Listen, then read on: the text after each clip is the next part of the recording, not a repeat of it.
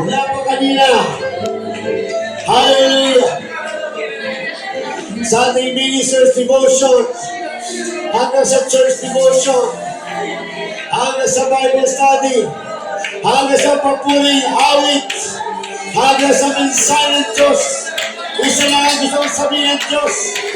Siya lang ang dapat bigyan ang kapurihan. Hallelujah! Hallelujah!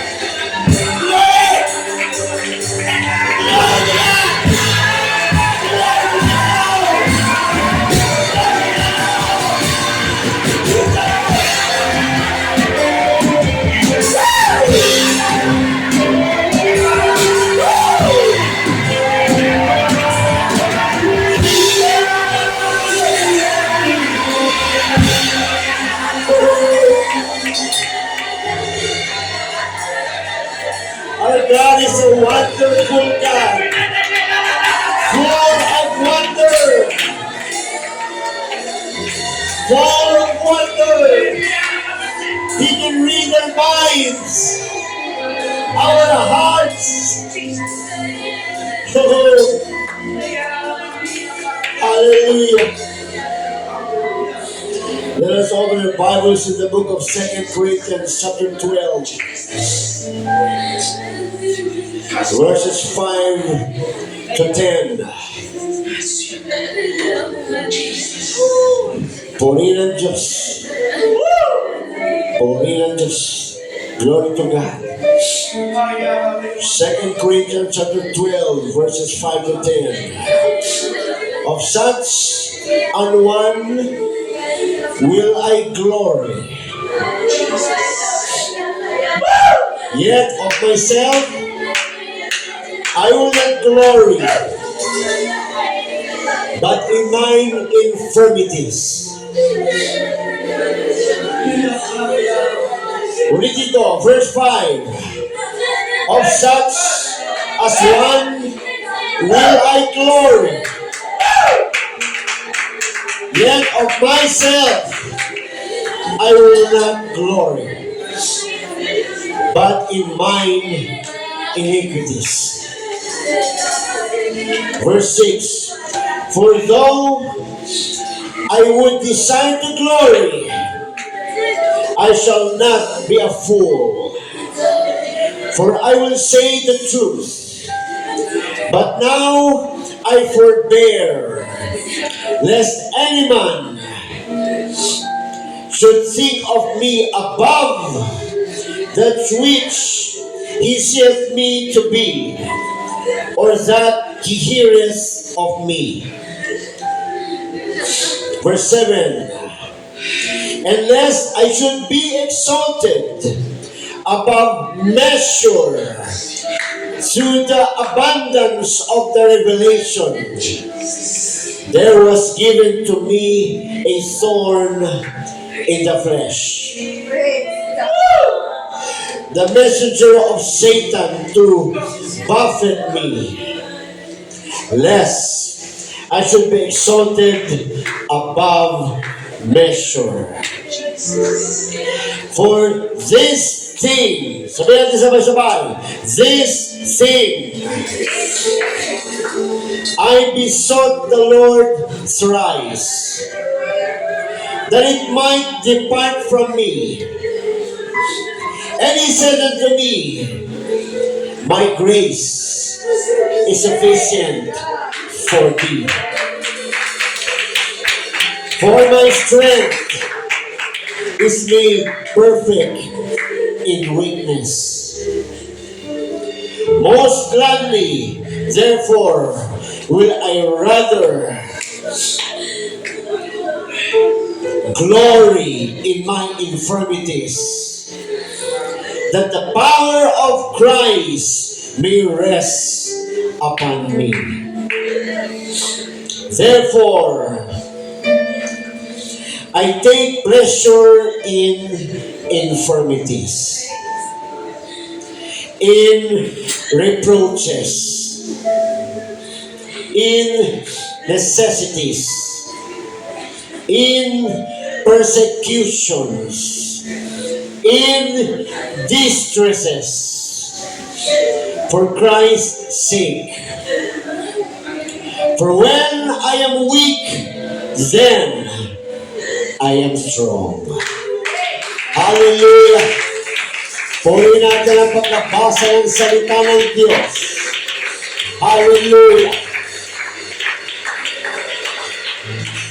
Lord Jesus, once again, we need your word. Speak to us through your servant.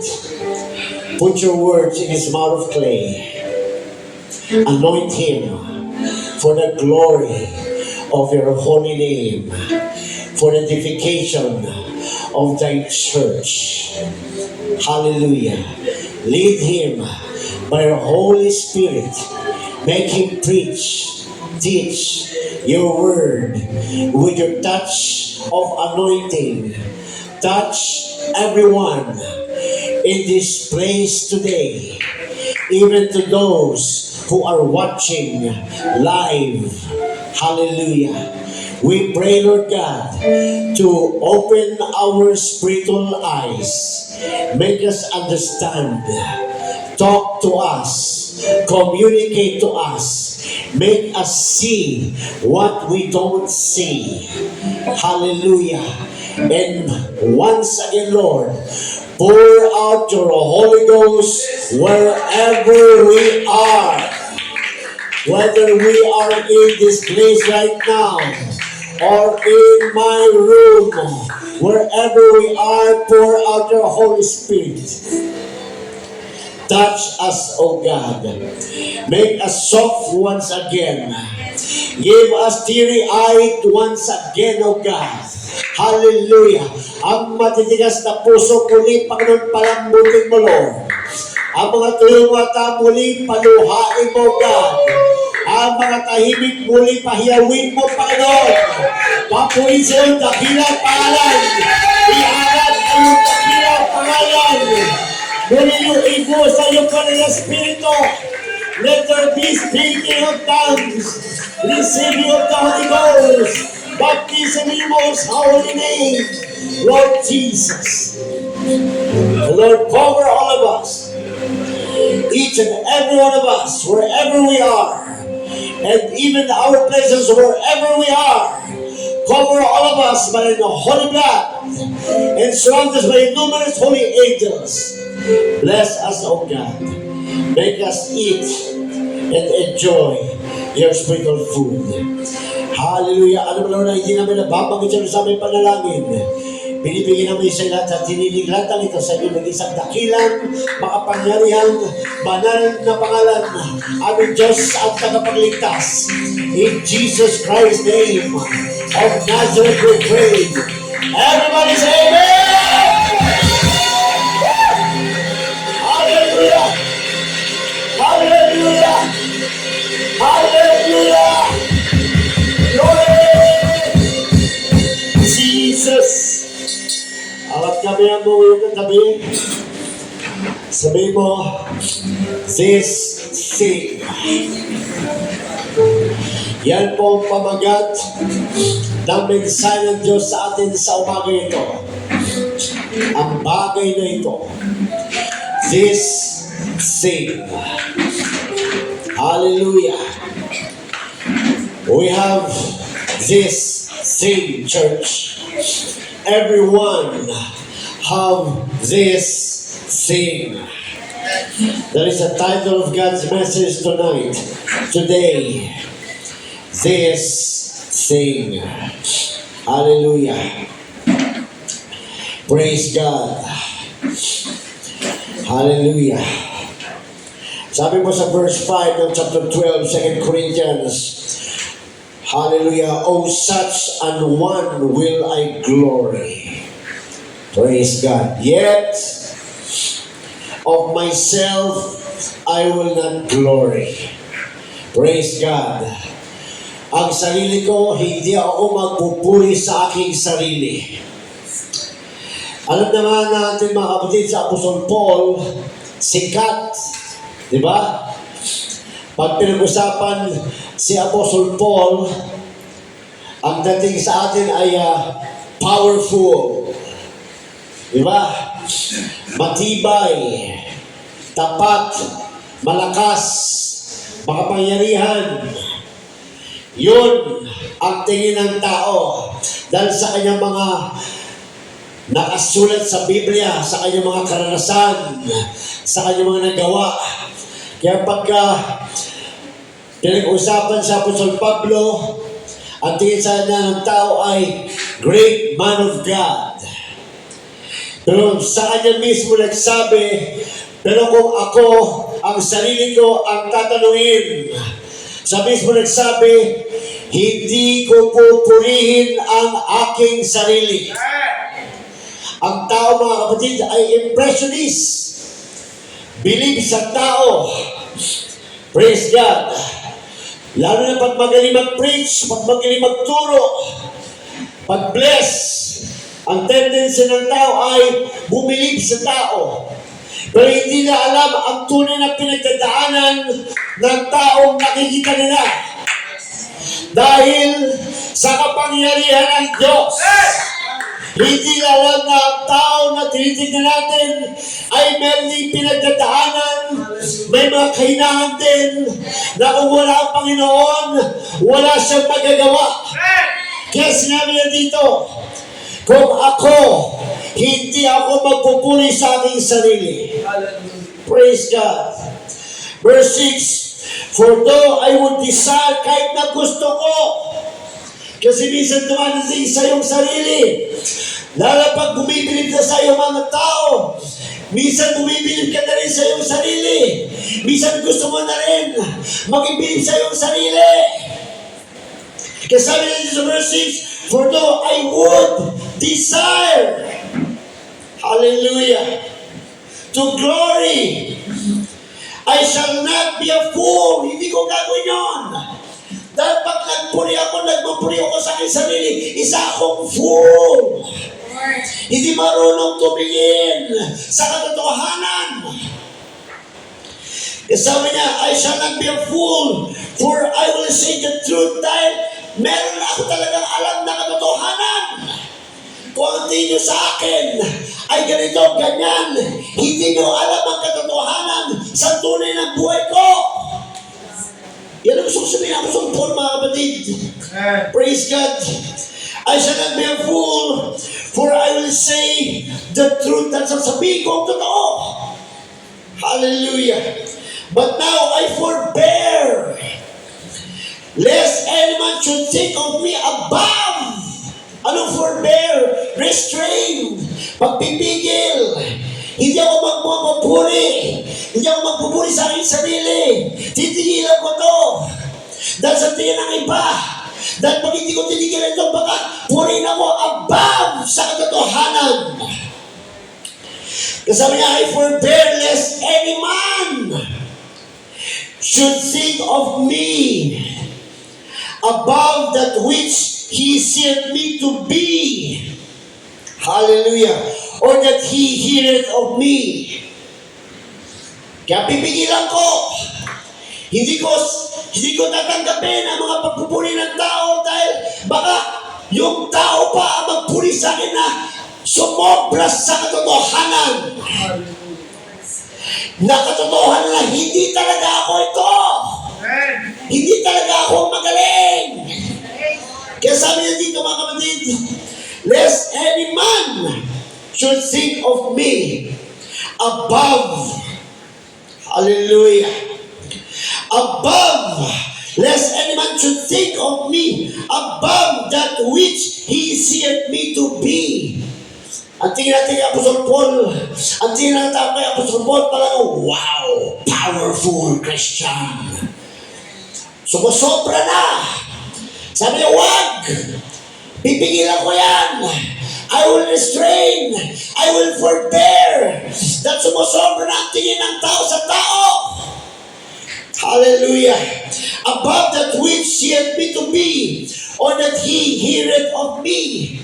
Maaaring magaling mag-preach, maaaring magaling magsalita, maaaring matapang. Ang nakikita ng tao ay yung tao, pero dapat na makita talaga ng tao ay hindi yung tao, kundi yung nasa loob ng tao, yung gumagamit sa tao. Kaya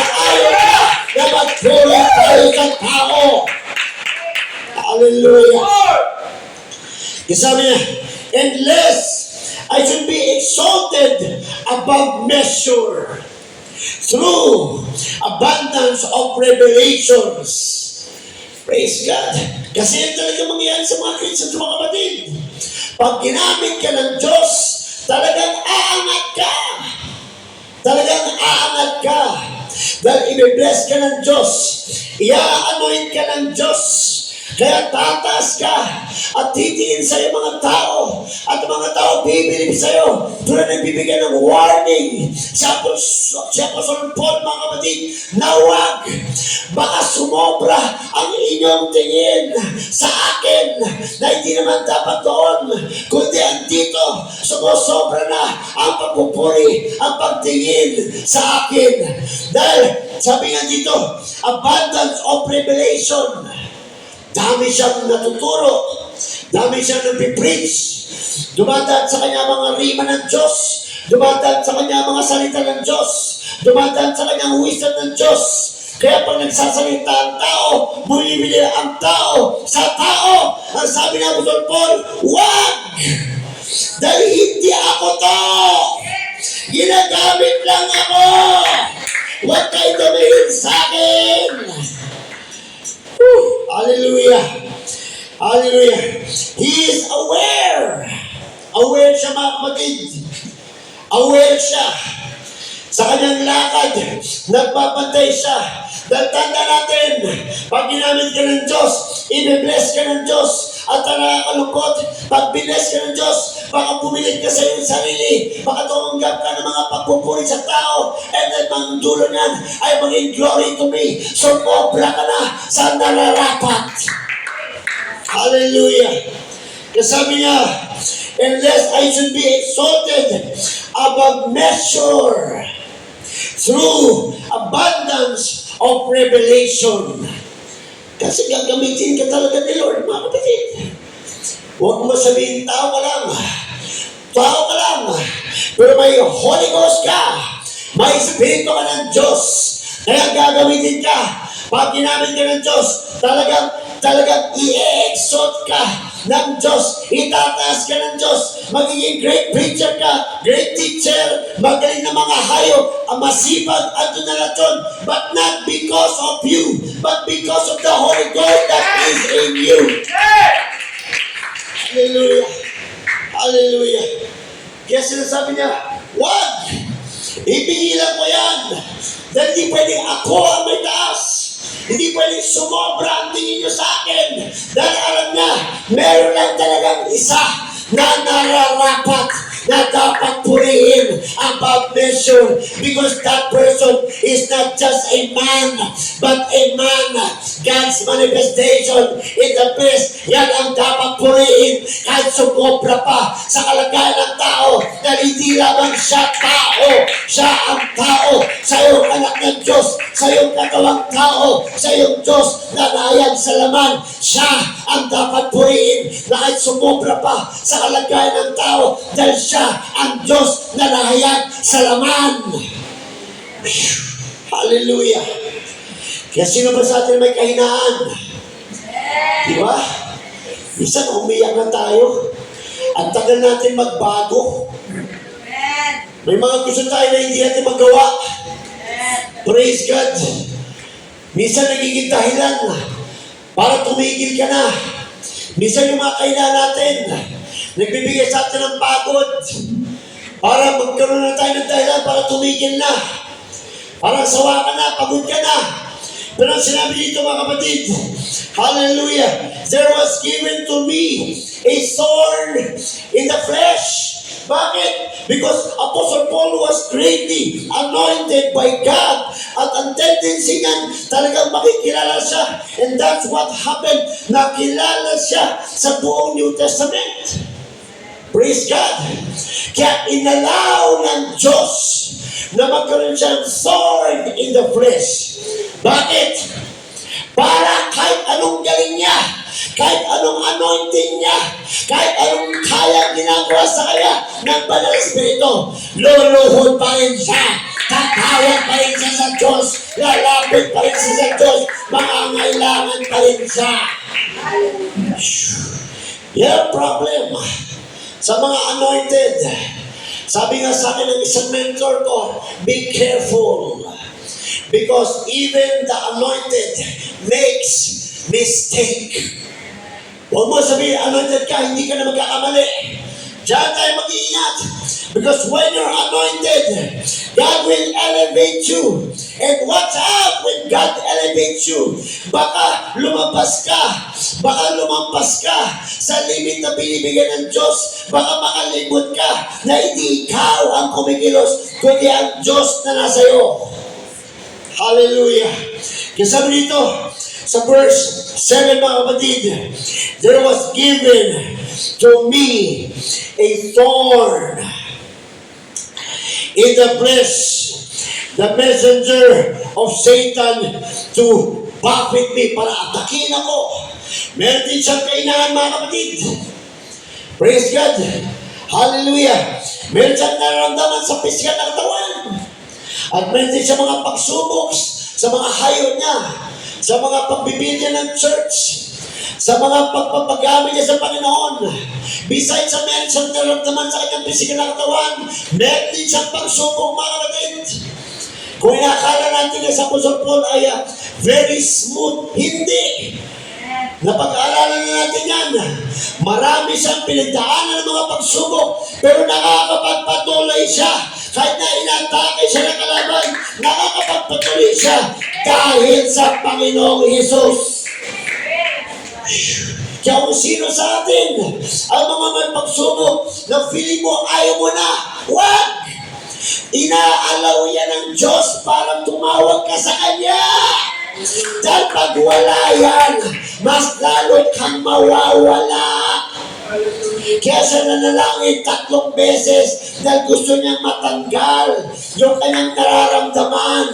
Gusto niya matanggal ang kanyang kahinaan. Gusto niya matanggal ang mga hadlang dahil inakala niya, sa isip niya, inakala niya, mas magiging smooth ang pagsilbi niya sa Panginoon. Hindi niya alam, doon siya lalo delikado. Ang tao, pag lagi nilang blessed, ang tendency, lalong lumalamig, lalong lumalayo, lalong komportable, lalong tumitigil, mas lalong lumalayo.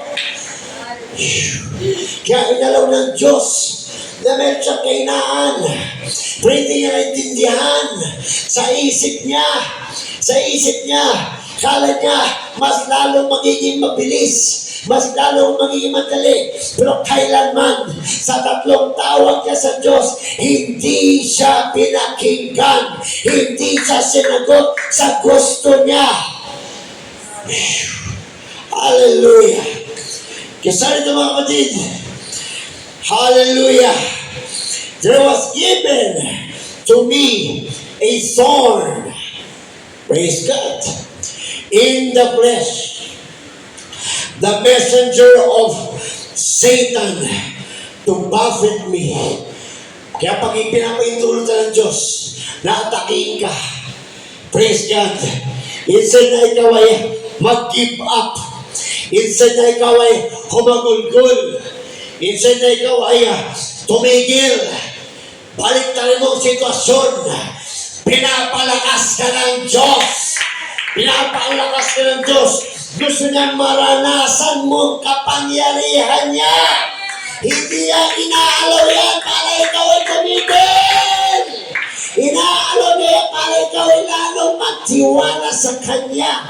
Para lalo mo siya makilala. Para malaman mo lalo na sa pamamagitan lamang niya, ikaw magtatagumpay. Para lalo mong malaman na kung wala siya, wala kang magagawa. Hallelujah. Kaya sino sa atin ang may pagsubok dyan? Hindi nyo ba nakapansin? Sino dito ang walang pagsubok? Taas ang kamay. Sino dito ang hindi nagkukulang? Taas ang kamay. Pero tingnan nyo, wala lang taas ang kamay. Ibig sabihin lahat may pagsubok. Lahat may pangangailangan. Bakit andito ka pa rin? Dahil nakakatawag ka sa Kanya. Dahil sa mga bagay na yan, tumatawag ka sa Kanya. Dahil sa mga bagay na yan, lumulod ka pa rin sa Kanya. Kaya nandito ka pa rin. Asan na yung hindi tumatawag sa kanya? Wala na rin. You see, everything is good. Inaalaw ng Diyos yan sa buhay natin para lalo tayong kumapit, para lalo tayong tumawag. Hindi yan nilireklamo. Hindi yan istorbo. Reverse ang effect niyan. Maganda ang effect niyan sa Christian life natin. Mas delikado ang blessing. Minsan, pag bless ka, doon ka pa nagre-relax. Kailan ka lumuhod ng matinding luhod na lumuluha ka pa sa gulgol nung bless ka? Kailan mo naranasang lumuhod at humahagulgol at umiiyak at nagtataga ng ilang oras sa panalangin nung ikaw ay bless? Hallelujah! Nagawa mo lang yan nung ikaw ay nasa pagsubok!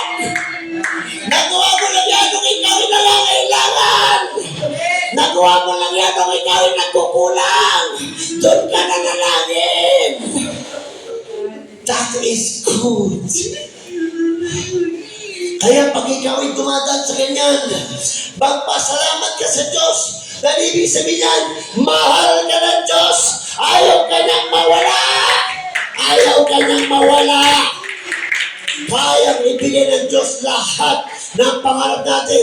Pero dahil sa Diyos, alam na rin ang pwedeng mangyari sa'yo. Kaya hindi niya binibigay lahat. Kaya magpasalamat ka pa rin. Hallelujah. Praise God. Kaya sabi niya dito, hallelujah. There was given to me a thorn. Look at this. In the flesh, the messenger of Satan to buffet me, lest I should be exalted above measure. Hallelujah. Ang isa pang purpose niyan, para ilagay ka ng Diyos sa tamang pag-iisip. Kaya may mga pagsubok ka, kaya inaalo niya yan para hindi tayo matutong magmataas. Dahil kung kaya na lang natin lahat, magmamataas talaga tayo. Kaya nilalagay ka minsan ng Diyos sa mga panahon na pinapakita niya na, anak, kung wala ako, wala ka magagawa. Para ayaw nang lumampas tayo. Gusto niya andyan pa rin tayo sa Kanya. Ganyan ang ginawa niya kay Adam and Eve. Naglagay siya ng isang puno na pinagbabawal para manatili sila sa Kanyang utos. Ganyan din tayo. Nagbigay ang Diyos ng salita. At yung Kanyang salita, ang basihan ng Diyos. Kung tayo ay nananatili sa Kanya, once hindi na tayo sumunod sa Kanya, wala na tayo sa Kanya. Kaya kung may pagsubok ka, mahal pala ako ng Diyos. Praise God. Ayaw pa rin niya ako mawala. Minsan kasi na-out of focus tayo. Pag may pagsubok, nakatingin ka sa pagsubok. Hindi ka nakatingin sa Diyos. Kaya pag may pagsubok tayo, ang unang tanong, Lord, ba't mo inalaw to? Ano ba ang epekto sa akin ng pagsubok? Hallelujah. Para pigilan ka na magawa ang hindi mo dapat gawin. At para magawa mo ang dapat mong gawin. Ano yun? Yung tumawag sa Kanya. Kaya si Apostol Paul, na inaakala na lahat na malakas, matibay. Hallelujah. Hindi. Siya mismo umamin na meron din akong kahinaan sa sobrang sakit, sa pangangailangan. 3 beses akong tumawag sa Diyos dahil meron din akong kahinaan. Hindi niya sinabing magaling ako. Hindi niya sinabing malakas ako. Ang sinabi niya, hallelujah, meron din akong pangangailangan. Hindi lang nakikita. Hindi lang nakikita. Dahil ang nakikita sa Kanya ay yung kapangyarihan ng Diyos. Mga kapatid natin dito, pag nakasulubong mo, nakangiti. Pero sa totoo lang, may mga pagsubok yan. Woo! Hallelujah! Nakangiti, masaya, nagyayakapan. Pero sa totoo lang, may pinagdadaanan yan. May pinagdadaanan yan doon. Unawa natin. Kaya nga dumadaan dyan dahil mahal ka ng Diyos. Gusto ka nang maging malakas. Gusto nang malanasan mo siya. Gusto niya pakita sa iyo na, anak, ako lang ang pag-asa mo. Ako lang ang daan. Ako lang ang tagumpay mo. Manatili ka lang sa aking tumawag. Kaya huwag tayo mag-focus sa mga pagsubok. Mag-focus tayo sa pasasalamat. Hallelujah. Dahil yung obstacle na yan ay pag-ibig ng Diyos sa iyo. Hallelujah. Hallelujah. Ang mga pagsubok na yan, pag-ibig ng Diyos sa iyo. Don't take it as a negative thing. Take it as a blessing. Yan ang tunay na blessing. Ang tunay na blessing ay yung ikikip ka sa kingdom of God. Yan ang tunay na blessing. Pero kung ikaw ay blessed materially, dyan ka magbantay. Dahil yan ang blessing na maari kang madaya. Hallelujah. Kaya sabi niya, inalaw ito ng Diyos. Bakit? Lest I should be exalted above measure. Kaya pala, inalaw ng Diyos yan. Bakit? You are in good situation. Ayaw niyang mawala ka. Kaya inalaw ng Diyos yan. Dahil nakikita ka niya. Ayaw kanyang mawala sa kanyang paningin. Kaya inalawin ng Diyos. Dahil gusto kong sabihin sa ng Diyos, anak, dyan ka lang. Kasama mo ako. Pinitulutan ko yan para manatili kang tumawag sa akin. Pinitulutan ko yan para manatili kang lumuhod sa akin. Yan ang gusto kong sabihin ng Diyos, mga kapatid.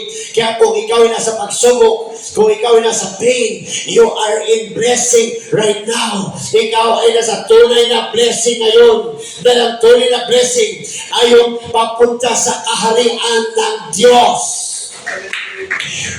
Hallelujah. Kaya sinabi niya, lest I should be exalted above measure. Bakit? Ang tendency kasi ng tao ganyan. Praise God. Pagbilis, nagbabago. Diba? Diba pagbilis tayo, nagbabago?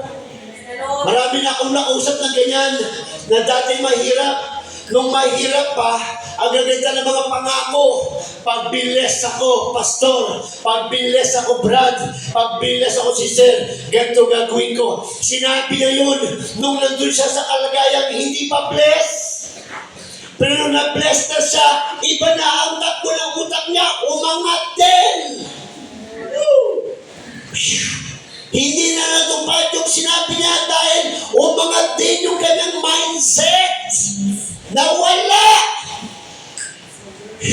Hallelujah. Kaya inaalo ng Diyos yan. Dahil blessed ka na ngayon. At gusto niya manatili ka na dyan. Dahil hindi ka na taga dito. Taga doon ka na sa karya ng Diyos. Kaya binemaintain ka na lang ng Diyos. Kaya ang pagsubok ay maintenance. Maintenance. Pag walang maintenance, lalala ang sakit. Ganyan din tayo. Dati tayo may mga sakit. Tayo ay ginamot at nagbibigay ang Diyos ng maintenance. Dahil pag wala ang maintenance, baka bumalik ka sa dati mong sakit. Hallelujah. Kaya pag may pagsubok, pasalamat ka sa Diyos. Praise God. Kasi sabay tayo sa glory to me. Ay ng Diyos yun. Hallelujah. Kaya ang Diyos na mismo ang naglagay ng harang. At ang maganda dyan, nakita ni Apostle Paul. Yan ang tanong sa iyo ngayon. Nasa pagsubok ka. Nasa pain ka. Nandyan kawin ka sa hirapan. Nakikita mo ba ang blessing ng Diyos sa'yo? O gusto mo nang tumigil? Kung gusto mo nang tumigil, ibig sabihin, hindi ka nakafocus. Hallelujah! Sa pagkikilos ng Diyos. Pero kung ikaw ay nasa pagsubok, ikaw ay nasa sakit, ikaw ay nasa kahirapan, at nagagawa mo pa rin magpuri sa Diyos, nagagawa mo pa rin tumalon sa Diyos, nagagawa mo pa rin tumakbo sa Diyos, nagagawa mo pa rin sumigaw at magpuri sa Diyos, nauunawaan mo paano maging Kristiyano! Hallelujah! Dahil alam mo na hindi ka na taga dito. Hallelujah! Kaya ang tunay na Kristiyano na nakakaunawa paano maging Kristiyano, may pagsubok o walang pagsubok, nagpupuri sa Diyos dahil alam niya ang epekto ng pagpapala sa salimutan at alam na rin ang epekto ng pagpapala sa spiritual. Hallelujah! Hallelujah, Lord. Gusto ko maging mapag-ibig sa kaluluwa. Dadalang ka ba ng Diyos ng kaluluwang maibigin? Hindi. Dadalang ka niya ng kaluluwang ayaw mo. Natuturuan ka niya paano maging maibigin. Bakit? Hindi tayo kaibig-ibig. Nung tayo ay natagpuan ng Diyos, hindi tayo kaibig-ibig. Diba sabi nga, paano tayong basang trapo? Pero natutunan tayo, ibigin ang Diyos. Kaya kung gusto natin matutong umibig sa kaluluwa, padadalan tayo ng hindi kaibig-ibig. Kaya lagi kong sinasabi sa church, yung ayaw mo, tabihan mo. Yung ayaw mong kapatiran, i-close mo. Para matuto ka maging Christ-like. Para matuto kang umibig. Para makita sa'yo ang tunay na pagiging Kristiyano. Madaling umibig sa best friend. Kaya na best friend mo eh. Di ba? Amen. Gawin mong best friend yung naninira sa'yo. Di ba? Nabalita mo, sinisarang ka ni Brad ganito. O i-date mo. Di ba? Kailangan lumago tayo. Kailangan maunawaan natin mga kapatid. Yung paano maging Kristiyano mga kapatid. Hallelujah. Kasi sabi ni Apostle Paul, for this thing, praise God, na-appreciate ni Apostle Paul yung bagay na ito. Kaya lahat tayo may sing. Lahat tayo may sing. Sa pagiging Kristiyano, lahat tayo may sing mga kapatid. Minsan yung sing na yan, nagpapalamig sa atin, nagpapabagal sa atin, nagpapatigil sa atin, dahil hindi natin naunawaan. Pero ngayon naunawaan mo na, baka humingi ka pa ng more sing kay Lord. Dahil gusto mong lumago, gusto mong magpatuloy, gusto mong umingit. Kaya sabi ni Apostle Paul, for this thing, I besought the Lord thrice. Praise God. Dahil sa kanyang mga dinadanas na pain, pagsubok, hadlang, kaliwat kanan, sa harapan, sa likod, lahat na lang, pagising, ganyan agad, pagsubok agad. Sabi niya, for this thing, dahil sa thing na to, dahil sa bagay nito, sa mga naramdaman ko, tumawag ako sa Lord. Dahil dyan tumawag siya kay Lord. Kaya kung meron kang bagay na nilalapit kay Lord, magpasalamat ka dahil dyan tumatawag ka kay Lord. Woo! Hallelujah. Hallelujah. Kaya mahirap ang Christian na walang sing. Mahirap ang Christian na walang sing. Sino may problema dito? Taas ang kamay. Di ba? Dahil dyan, nagsusubong ka kay Lord, di ba? Praise God. Dahil dyan, tumatawag ka kay Lord. Praise God. Kasi sabi niya, for this thing, I besought the Lord thrice that I might depart, that it might depart from me. Pinapatanggal niya. Pinapatanggal niya. Lord, tanggalin mo. Tanggalin mo, Lord. Pag talaga mo, Lord, mas bibilis ko. Yun ang akala niya. Nakalimutan niya. Pag tinawid ni Lord to, mas komportable ako. Ang inisip niya, tanggalin mo Lord. Dahil pag itiyang mo doon, mas mabilis mo tatakbo. Tanggalin mo yung mga hatan Lord. Hindi niya alam. Mas lalo siyang hihina. Pag tinanggal mo Lord, bibilis ako. Hindi. Hindi niya naisip yung kabilang side. Ano yung kabilang side? Comfort. Matinding kalaban ng comfort. Pag ikaw ay nasa comfort na, tamad ka na maghayo, tamad ka na magbisita, tamad ka na magpunta, tamad ka na magkanya, tamad na bakit? May comfort na! Huwag mong hanapin ang comfort. Kailangan mong hanapin yung mahirap. Yung ayaw mo. Dahil sa ayaw mo, doon tayo lumalago. Doon tayo tumitibay. Doon tayo umiinit. Pero yung comfort, kaya ako lumapalagay. Pag walang ginagawa, ayoko na ganito. Kailangan may maumpisan na naman. Dahil pag wala na naman maumpisan, ako, nasa comfort na naman ako. Delikado pag nasanay ka. Kaya pag tinatamad ka mag-church, huwag mong pagbigyan. Huwag mong pagbigyan si Mr. Comfort. Dahil pag binigyan mo si Mr. Comfort, next week, comfortable ka na. Hindi ka nagdadalo. Kung naging mahina ka this Sunday, hindi ka dumalo, sigurado, mas mahina ka double next Sunday. Bakit? Hindi ka nag-church ngayon. So kung hindi ka nag-church ngayon, ano ang kinakain mo? Sanlibutan.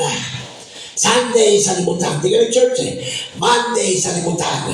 Tuesday, Wednesday, Thursday, Friday, Saturday. Sunday mo kaya, pagdating ng next Sunday, mas malakas ka? Hindi! Dahil pinakain mo ng sarili mo sa isang linggo. Comfortable ka na. Kaya, wise tayo. Wise. Huwag si flesh. Yung mind natin, kailangan nakaset sa Word of God. Anak, hindi ka na taga dito. Tandaan mo, hindi ka na taga dito. Pangalawa, gusto kang dayain. Gusto kang hatakin pabalik. Maging wise ka. Pag may gawain, pumasok ka. Pag may activity, pumasok ka. Kaya nga sabi na Apostol Paul, work out your own salvation. Hindi pwede si Brother Tiger mag-work out ang salvation ko. Sige brother, maghayo ka, magsipag ka, magpasig ka para maligtas ako. Hindi mangyayari yun. Ikaw ang gagawa para maligtas ka. Ligtas ka na. Kaya nga sabi ng Apostol Paul, work out your own salvation. Ligtas ka na. Gagawa ka na lang ng gagawa habang naghihintay sa rapture. Para pagdating ng rapture, andyan ka pa rin. Hallelujah. Kaya ng tao, ang daming dahilan. Daming dahilan. Paglalaba.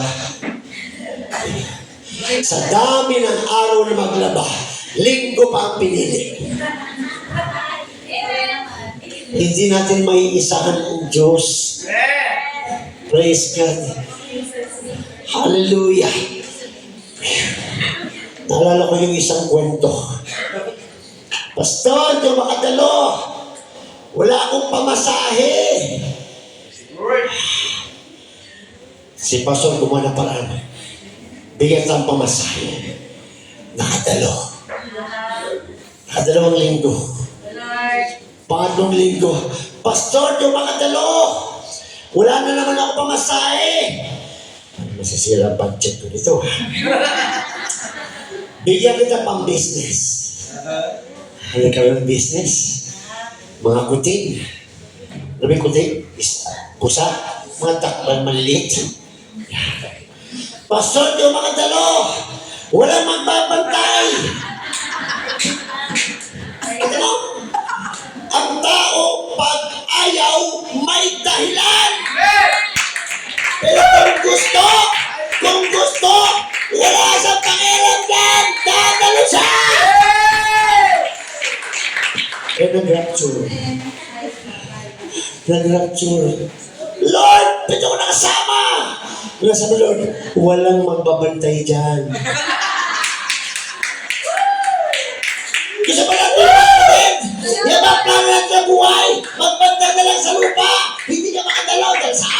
si Papi. Diba? Si Papi, si Duckling lang na. Praise the Lord! Dati ang aso binibili para bantayan ka. Ngayon balikan ikaw na nagpapatay sa aso. Diba? Praise God. Dapat ikaw na lang nalagyan ng buntot. Totoo yun.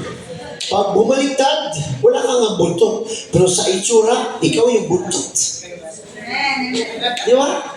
Ikaw yung buntot. Kaya maging wise tayo mga kapatid. Bakit? Yung kaluluwa natin, sabi sa 1 Peter, precious more than gold. Praise God. Tapos papapalit mo yung precious more than gold mo sa Papi. Kain na, Papi. Kung makapagsalita na si Papi, Sunday po. Praise God. Hallelujah. Kaya maging wise tayo mga kapatid. Praise God. Kung may pagsubok, blessed yan. Nagpapatatag yan, nagpapalakas yan, nagpapalalim yan, nagpapapatuloy yan. Huwag tayo maghanap ng comfort. Di ba pag yung kama, masarap yung comforter. Ang hirap bumangon. Kapal-kapal, kaya ayoko ng comforter. Yung alarm ko, nagiging 10 yung alarm ko eh. Pag tumunog, stop. Yung sunod pa. Dami mong ginagawang alarm. Tanggalin mo yung comforter mo. Gawin mo matigas ang kama mo. Mauunahan mo pa yung alarm. Praise God. Nung sabi niya, nandalangin siya 3 times. Kita niyo mga kapatid, yung tao kung paano mag-isip. Ang galing ko na, naranasan kayo mga kapatid. Nagpipray ako. Sabi ko kay Lord, habang nagpipray ako, Lord, tanggalin mo. Puro tanggalin mo to. Napatigil ako. Sabi ko sandali, tinuturo ko to. Bakit ako na ngayon nagpapatanggal? Naranasan ko yun, nagpipray ako. Lord, tanggalin mo itong mga pagsubok. Tanggalin mo itong mga hadlang. Tapos, tanggalin. Sandali, sabi ko ganyan. Ba't ko pinapatanggal? Naalala ko sa lubungin. Lord, mapagtagumpayan ko yung mga pagsubok. Lord, mga abante sa mga pagsubok. Lord, napasok ko sa palir. Maranasan kita. Maranasan ko yung power mo. Hallelujah. Huwag tayo patanggal. Baka tayo ang matanggal. Ikaw na pala natanggal. Praise God. Bakit ka? Pag pinatanggal mo to, pinatanggal mo yan. Ano natin mo? Sarap ng buhay. Milkshake dito, milkshake doon, hamburger dyan, pizza doon. Huwag ka, ayaw nang gumalaw. Diba? Praise God. Kaya nga tayo nagpa-fasting. Para tinuturan natin yung ating laman na i-deny, magkaroon tayo ng self-denial. Praise God. Hallelujah. Hindi na tayo taga dito.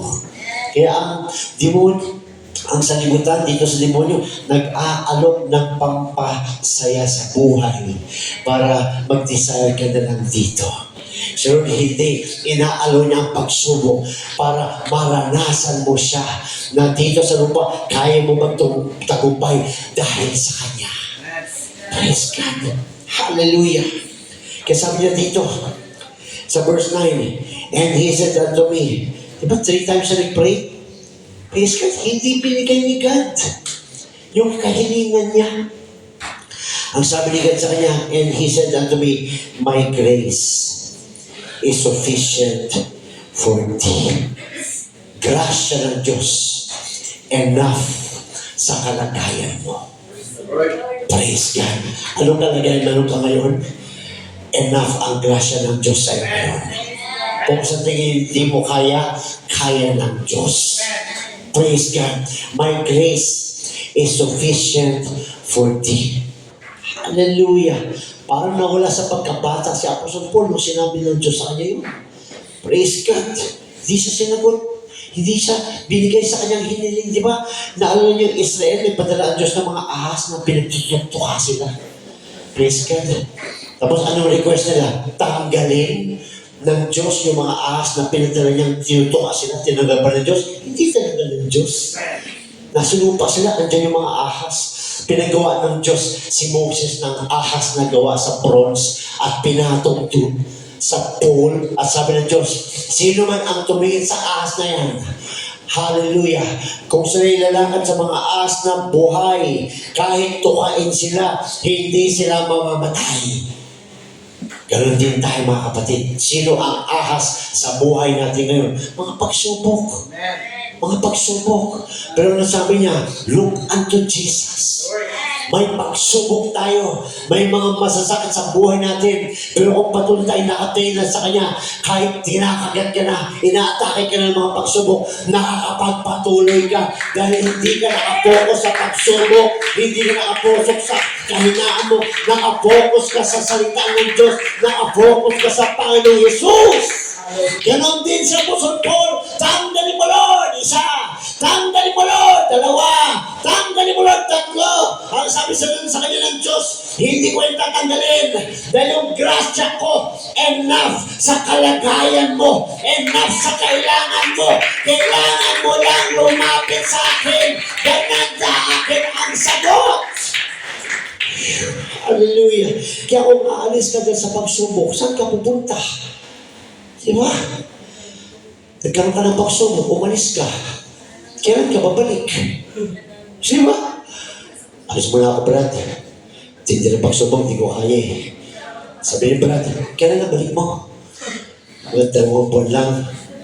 Para nampasin ko lang 2 buwan. So, 2 buwan, babalik ka. Oh, Brad, hindi ko na kaya. Sige. Ang tanong, makakabalik ka ba? Makakabalik ka ba? Baka sa loob ng 1 buwan, mag-rapture na. Pagbalik mo, nag-aangatan na. Nakita mo yung mga damit na kapatid na nakalatag na rin sa simbahan. Bumalik ka na eh. Uy, Sunday, balita ko. Pagtingin mo, wala na. Yung mga damit na dyan, nakalatag na. Nag-rapture na. Hindi ka na nakabalik. Ano mangyayari sa hindi umalis? Mas tatatag ka. Hallelujah. Yung 2 buwan na tinigil mo, kung nanatili ka, iba ka after 2 months. Hindi ka pareho nito. Mas malakas ka. Dahil sa loob ng 2 buwan, naranasan mo ang Diyos. So iba ka doon sa dito. Kaya kung dito nararanasan mo yan, huwag kang umalis dahil may plano ang Diyos sa buhay mo. Hindi ka niya pababayaan. Diba sabi kanina, Hebrews 13:5, I will never leave thee nor forsake thee. Naniniwala ka ba dyan? Amen. Oh. Ang tanong, naniniwala ba ang Diyos sa'yo? Sige Lord, maghihintay ako. Hindi pa sa Diyos nun. Madali tayong maniwala sa Diyos. Sabi niya eh. Ang tanong, tayo ba mapagkakatiwalaan ni Lord sa promise niya? Diba? Sabi ni Lord eh, hindi kita iiwan, hindi kita tataligdan, hindi kita pababayaan. Anong gagawin mo? Wow! Ang Diyos, ang Creator ng universe, ang nangako sa iyo na hindi ka niya bababayaan. Ba't ka pa aalis? Yung tao nga, hinihintay natin eh. Diyos pa na nangako. Diba?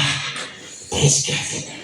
Ano sabi Lord sa kanya? Verse 9, my grace is sufficient for thee, for my strength is made perfect in weakness. Anak, yung strength ko nakadesign sa kahinaan mo. Whew. So gusto mo maging malakas? Ayoko. Bakit? Dahil kung gusto ko maging malakas, hindi ko mararanasan ng Diyos. Gusto ko maging mahina. Gusto ko maging mahina. Pero mahinang lumalapit sa Kanya. Dahil pag mahina ako at lumapit ako sa Kanya, mararanasan ko kapangyarihan niya. Ayoko maging malakas. Gusto ko maging malakas sa pamamagitan niya, hindi sa pamamagitan ko. Hallelujah. Kaya sabi nito, most gladly, therefore, sabi niya, kung ganun. Sabi ni Paul, kung ganun. Sabi ni Lord, yung strength ko, eksakto sa kahinaan mo. Sabi ni Paul, kung ganun, oh, look at this. Therefore, kung ganun, I will rather glory in my infirmities. Kung ganon, lalo kong magpupuri, magpapasalamat sa aking kahinaan. Dahil, ano yun? Open door sa kapangyarihan ng Diyos. Kaya kung may kahinaan ka, malawang ang pintuan mo para makapasok ang kapangyarihan ng Diyos. Naunawaan niya ako sa punong huli. Kung ganon, I will rather glory in my infirmities. Ano pa? That the power of Christ may rest upon me.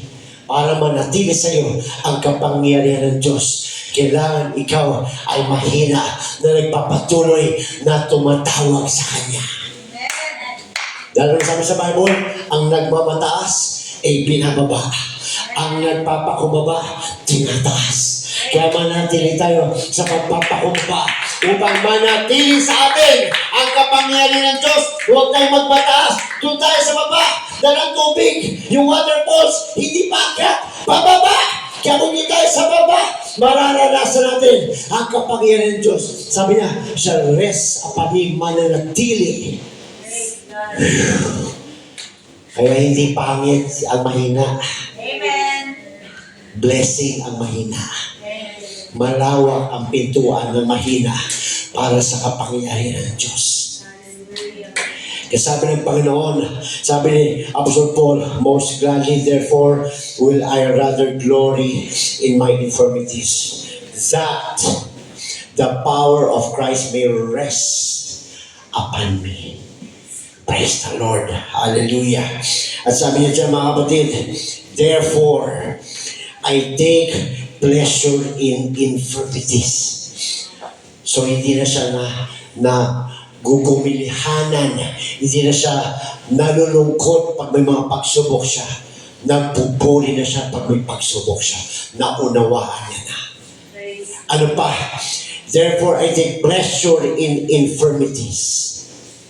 Kaya mo ba mag-take pleasure sa mga pagsubok mo? Di ba? Pag may pagsubok tayo, nagpagsubok ako, brother. Hindi pala dapat ganun. Dapat pala, may pagsubok ako, Brad. Nagkakaintindihan ba tayo? Ibig sabihin kasi nun, makakapasok sa Lord sa akin this time, Brad. Dahil may pagsubok ako, Brad. Exciting to. One step higher, Brad. One step higher. Hallelujah. At sabi niya, and ano pa? In reproaches. Mga sasalubong sa kanya ng mga pagsubok, mga kalagayan, magre-rejoice siya. Hindi siya malulungkot. Ano pa? In necessities, mga pangangailangan. Mararanasan niya that his God is a God of provider. Sa mga oras ng mga ilangan siya, excited siya. Ano pa? In persecutions. Pag pinipersecute ka, magagalit ka, hindi. Masisiyan ka. Bakit? Alam mo na kasama mo ang Diyos. Praise God. Ano pa? In distresses. Praise God. Hallelujah. For Christ's sake, for when I am weak, then I am strong. Pinapatatag tayo ng Diyos, mga kapatid. Nagpapaalala ang Diyos sa atin sa araw na ito na anak, kung nasa pagsubok ka, huwag kang malungkot. Pintuan ko yan para makapasok sa iyo. Kaya huwag kang malungkot. Mag-rejoice ka dahil nagkaroon ka ng pintuan. Ang dapat na malungkot ay yung walang pagsubok. Akala niya masarap ang buhay pero hindi siya lumalago. Kaya kung may pagsubok ka, dapat ganun ang pananaw mo. Hindi ka malungkot. Nagre-rejoice ka. Dahil meron kang understanding kung ano ang purpose nito. Ang purpose pala ng lahat ng mga ito sa buhay ko ay para makapasok ang kapangyarihan ng Diyos sa buhay ko at makita nila na ako ay nasa tunay na Diyos na buhay. Praise God. Hallelujah. Ito na yung time na kausapin mo ang Diyos. One-on-one. Hindi ko alam ang mga pagsubok nyo, mga kapatid. Hindi ko alam ang mga pinagdadaanan ng bawat isa sa oras na ito o sa nakaraang linggo. Pero ito ang mensahe ng Diyos.